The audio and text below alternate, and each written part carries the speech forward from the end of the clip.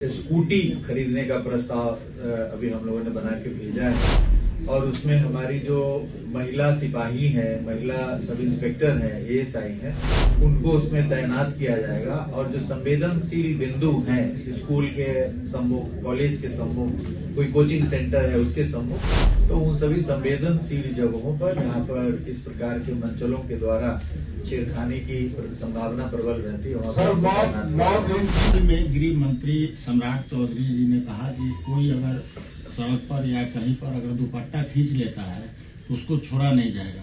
क्या मुख्यमंत्री के हिजाब प्रकरण पर पुलिस ने कोई संज्ञान लिया है? ये देखिए, इसमें जो आपने सार्वजनिक स्थलों पर इस प्रकार के मनचले लोगों के बारे में बताया, तो इसके लिए एक अभया ब्रिगेड स्टार्ट किया गया है। उसके लिए हम लोग अगले वर्ष में जो एक बहुत बड़ी योजना है, करीब 2000 स्कूटी खरीदने का प्रस्ताव अभी हम लोगों ने बना के भेजा है। और उसमें हमारी जो महिला सिपाही हैं, महिला सब इंस्पेक्टर हैं, एएसआई हैं, उनको उसमें तैनात किया जाएगा। और जो संवेदनशील बिंदु हैं, स्कूल के सम्मुख, कॉलेज के सम्मुख, कोई कोचिंग सेंटर है उसके सम्मुख, तो उन सभी संवेदनशील जगहों पर यहाँ पर इस प्रकार के मंचलों के द्वारा छेड़खानी की संभावना प्रबल रहती है। सर, मॉब लिंचिंग के बारे में कुछ बताएंगे? देखिए, मॉब लिंचिंग के लिए कानून भी बन गया है।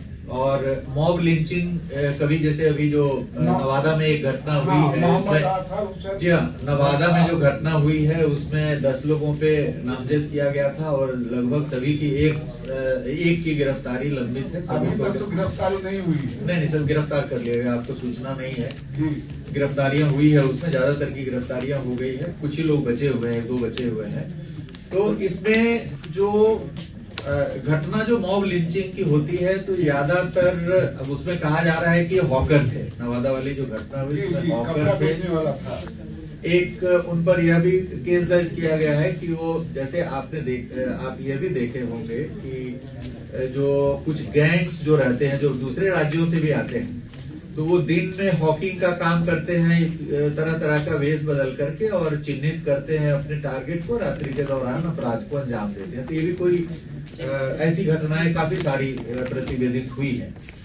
तो जनता के जनमानस में ये रहता है कि यदि कोई भी हॉकर, उस तरह का यदि आदमी साधु संत के वेश में भी कभी कभी रहता है, तो उसको वो मानते हैं कि हो सकता है अपराध की नियत से हमारे घर को चिन्हित कर रहा है, गांव को चिन्हित कर रहा है और अपराध को अंजाम देगा।